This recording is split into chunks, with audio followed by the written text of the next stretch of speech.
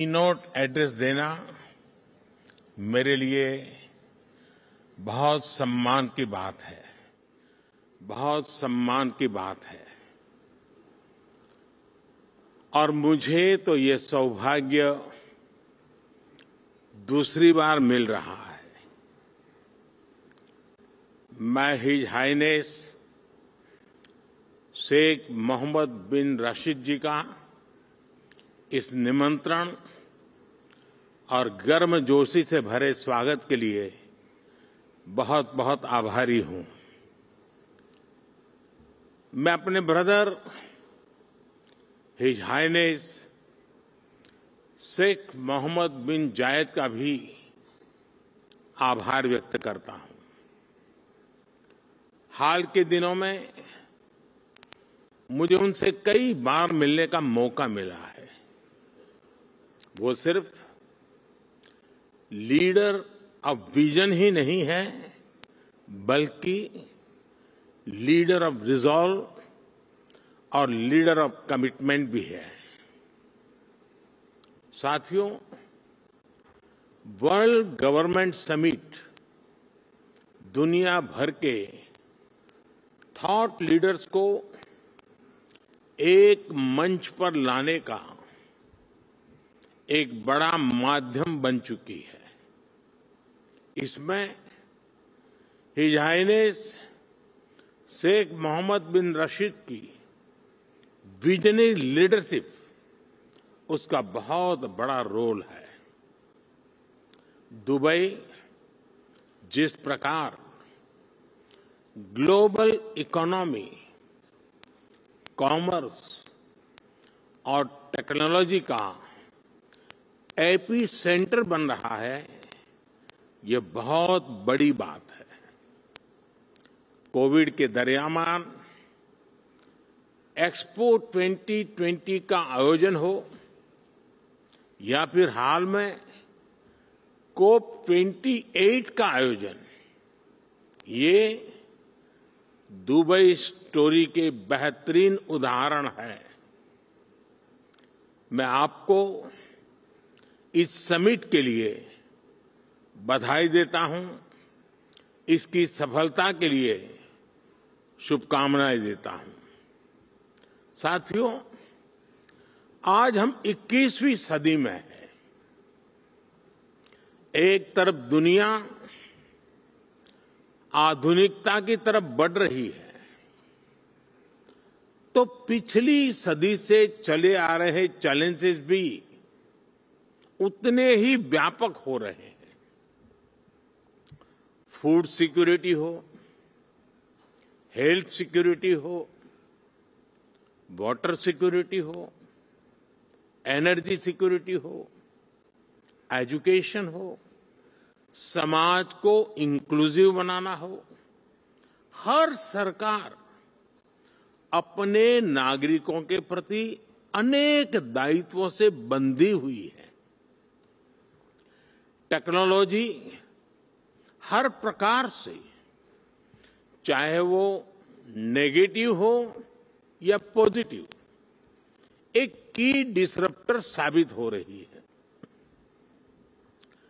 Terrorism आए दिन एक नए स्वरूप के साथ मानवता के सामने नई चुनौती लेकर आ रहे हैं।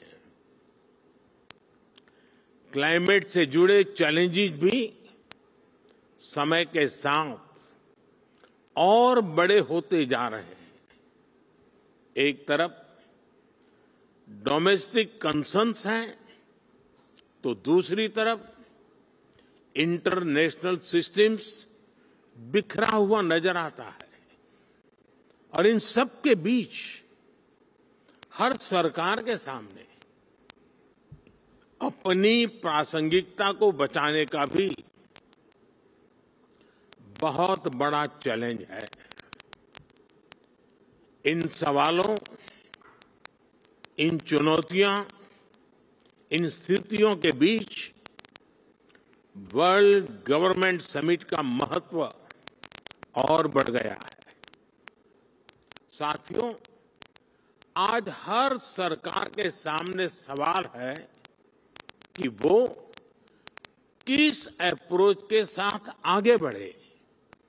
मेरा मानना है आज विश्व को ऐसी सरकारों की जरूरत है जो इंक्लूसिव हो, जो सबको साथ लेकर चले। आज विश्व को ऐसी सरकारों की जरूरत है जो स्मार्ट हो, जो टेक्नोलॉजी को बड़े बदलाव का माध्यम बनाए। आज विश्व को ऐसी सरकारों की जरूरत है जो क्लीन हो, जो करप्शन से दूर हो, जो ट्रांसपेरेंट हो। आज विश्व को ऐसी सरकारों की जरूरत है जो ग्रीन हो, जो पर्यावरण से जुड़ी चुनौतियों को लेकर गंभीर हो। आज विश्व को आवश्यकता है ऐसी सरकारों की जो ease of living, ease of justice, ease of mobility, ease of innovation और ईज ऑफ डूइंग बिजनेस को अपनी प्राथमिकता बनाकर चले। फ्रेंड्स,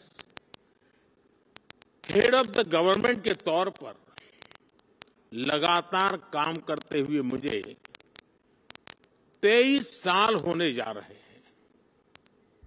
मैंने 13 साल भारत के एक बड़े स्टेट गुजरात की सरकार में रहते हुए लोगों की सेवा की है और अब मुझे सेंट्रल गवर्नमेंट में देशवासियों की सेवा करते हुए 10 साल होने जा रहे हैं। मैं मानता हूं कि सरकार का अभाव भी नहीं होना चाहिए और सरकार का दबाव भी नहीं होना चाहिए। बल्कि मैं तो ये मानता हूं कि लोगों की जिंदगी में सरकार का दखल कम से कम हो, ये सुनिश्चित करना भी सरकार का ही काम है। हम अक्सर कई एक्सपर्ट्स को सुनते हैं कि कोविड के बाद दुनिया भर में सरकारों पर भरोसा कम हुआ है, लेकिन भारत में हमने एकदम विपरीत अनुभव देखा। बीते वर्षों में भारत सरकार पर देश के लोगों का भरोसा और मजबूत हुआ है। लोगों को हमारी सरकार के इंटेंट और कमिटमेंट दोनों पर पूरा भरोसा है। ये कैसे हुआ? क्योंकि हमने गवर्नेंस में जन भावनाओं को प्राथमिकता दी है। हम देशवासियों की जरूरत के प्रति संवेदनशील है। हमने लोगों की जरूरतों और लोगों के सपनों दोनों को पूरा करना पर ध्यान दिया है। इन 23 वर्षों में सरकार में मेरा सबसे बड़ा सिद्धांत रहा है मिनिमम गवर्नमेंट, मैक्सिमम गवर्नेंस। मैंने हमेशा ऐसा एनवायरनमेंट क्रिएट करने पर जोर दिया है जो नागरिकों में एंटरप्राइज और एनर्जी दोनों को और बढ़ाएं। हम टॉप डाउन और बॉटम अप अप्रोच के साथ साथ होल ऑफ सोसाइटी अप्रोच को लेकर भी चले हैं। हमने होलिस्टिक अप्रोच पर बल दिया, पीपल्स पार्टिसिपेशन को सर्वोच्च प्राथमिकता दी। हमने प्रयास किया कि कोई अभियान भले ही सरकार शुरू करे, लेकिन समय के साथ देश की जनता उसकी बागडोर खुद संभाल ले।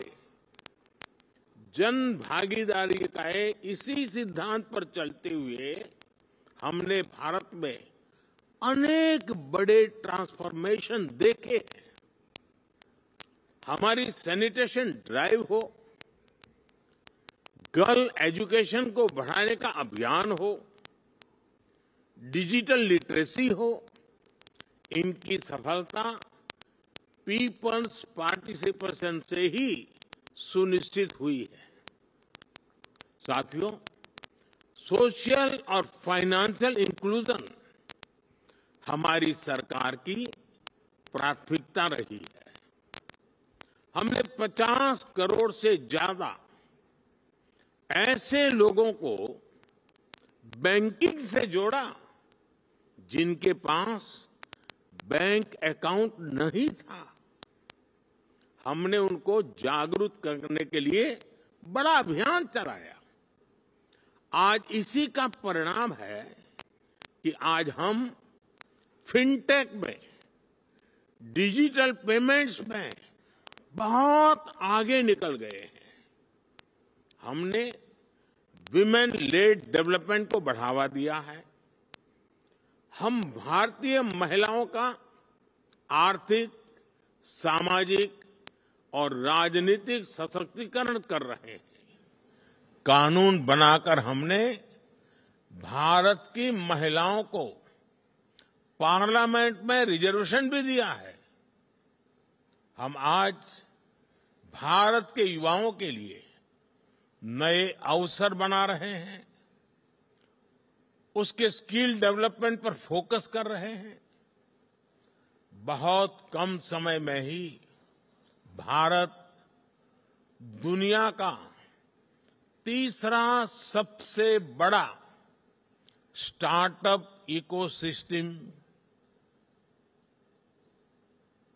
यानी स्टार्टअप इकोसिस्टम का इतना बड़ा जंप आज हम तीसरे नंबर पर पहुंच गए हैं। साथियों, सबका साथ, सबका विकास के मंत्र पर चलते हुए हम लास्ट माइल डिलीवरी और सैचुरेशन के अप्रोच पर बल दे रहे हैं। सैचुरेशन की अप्रोच यानी सरकार की योजनाओं के लाभ से कोई भी लाभार्थी छूटे नहीं, सरकार खुद उस तक पहुंचे।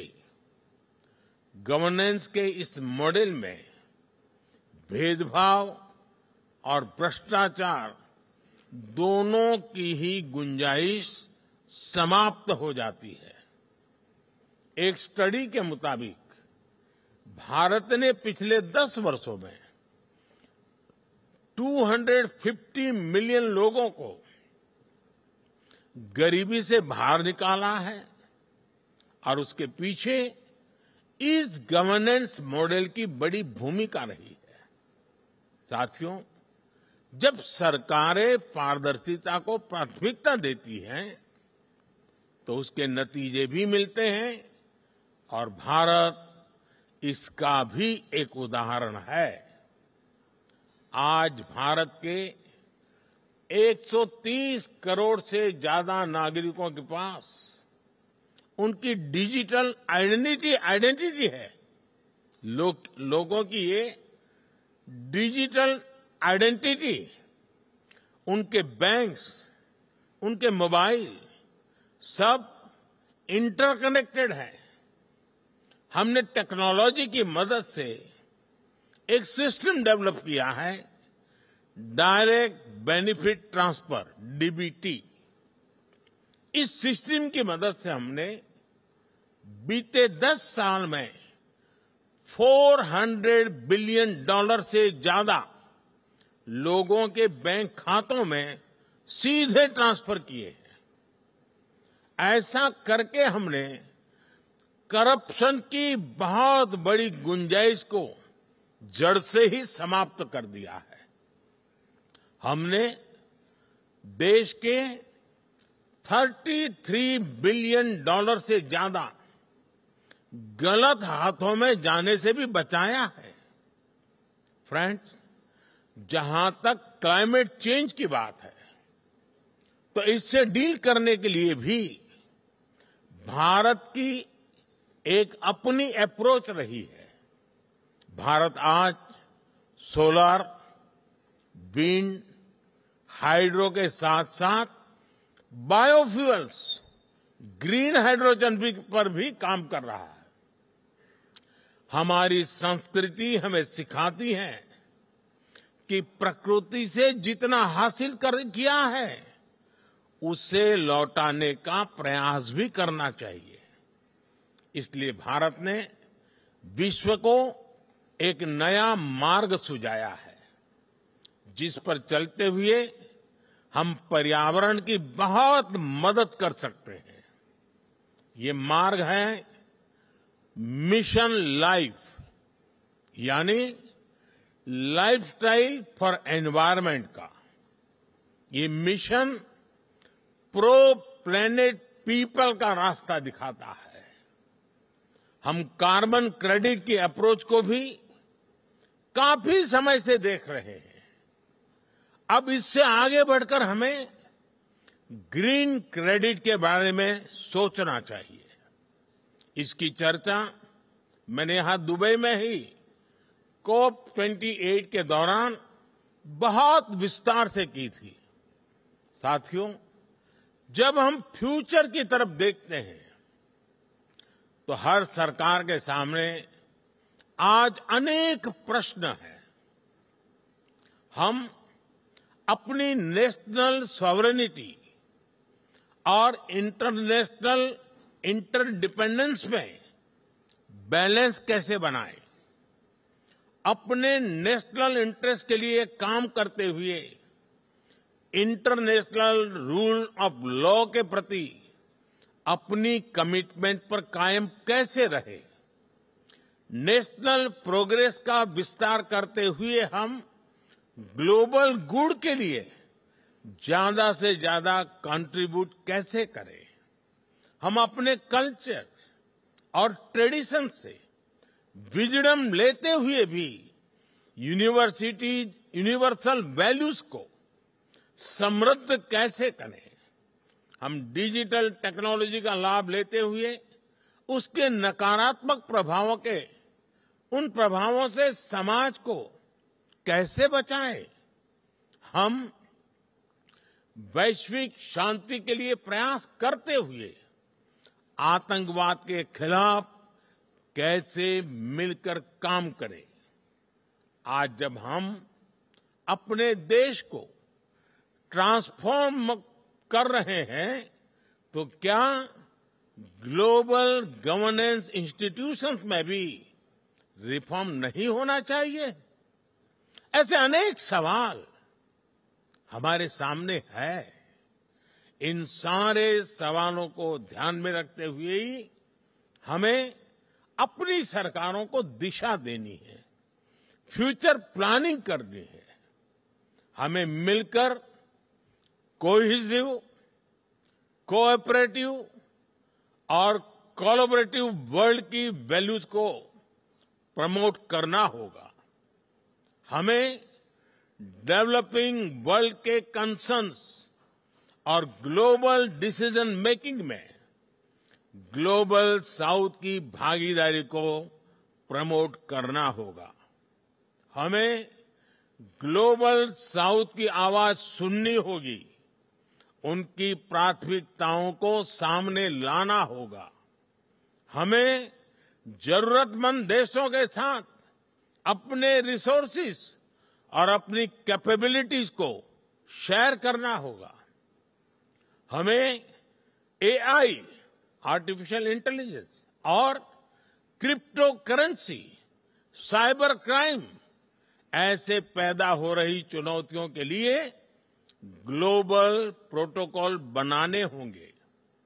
हमें अपनी नेशनल सॉवरेनिटी को प्राथमिकता देते हुए इंटरनेशनल लॉ की मर्यादा भी रखनी होगी।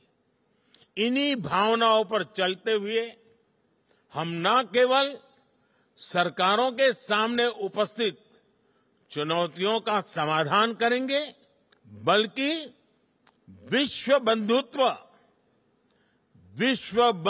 को भी मजबूती देंगे। एक विश्व बंधु के रूप में भारत इसी सोच के साथ आगे बढ़ रहा है। अपनी G20 प्रेसिडेंसी के दौरान भी हमने इसी भावना को आगे बढ़ाया।